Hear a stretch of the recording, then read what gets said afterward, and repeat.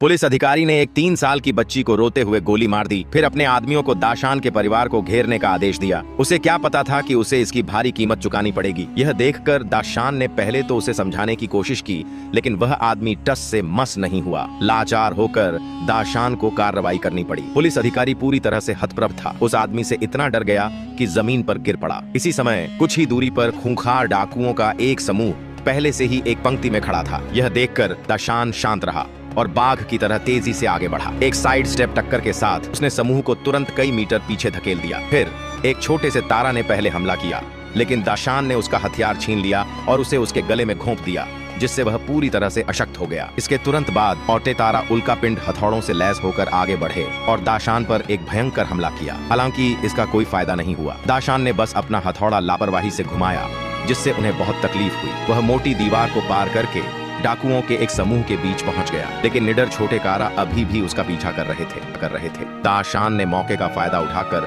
उनमें से 2 को पकड़ लिया। अपनी शक्तिशाली आभा से दाशान ने तुरंत ही अधीनस्थों के समूह को परास्त कर दिया। फिर एक जोरदार खिंचाव से उसने दोनों आदमियों को 360 डिग्री घुमा दिया। गिरते हुए हथियार दाशान ने पकड़ लिए, जिससे वह और भी अजेय हो गया, मानो उसके पास कोई चीट कोड हो।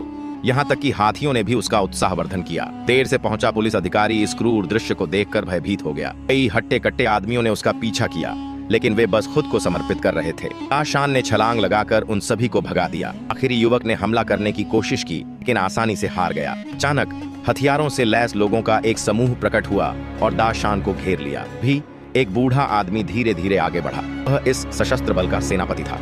दाशान की भयानक ताकत देखकर उसे देश की सेवा करने और सीमा पर विद्रोहियों के एक समूह का सफाया करने के लिए आमंत्रित करना। दाशान ने मना नहीं किया। सबसे बड़ा भाई इस मिशन का प्रभारी सेनापति था। जल्द ही उन्होंने शुद्धिकरण अभियान शुरू किया, लेकिन वे दुश्मन के जाल में फंस गए। विद्रोही नेता सांग ब्याओ अपनी टीम के साथ चारों भाइयों को घेरने के लिए आगे बढ़ा। अंत में वे सभी पकड़े गए, लेकिन सांग ब्याओ ने उन्हें नहीं मारा, क्योंकि वह जानता था कि सबसे बड़ा खतरा दाशान था। पकड़ना बस दाशान को उसकी मौत के लिए फुसलाना था। पर सुनकर दाशान अपने भाइयों को बचाने के लिए गंतव्य की ओर दौड़ पड़ा। ताकि सांग ब्याओ ने पहले ही एक भारी घात लगा रखा था। आसमान से एक बड़ा जाल गिरा। दाशान भी जन्मजात युद्ध देवता होने के नाते वह इन छोटे छोटे काराओं के समूह से कैसे बंध सकता था।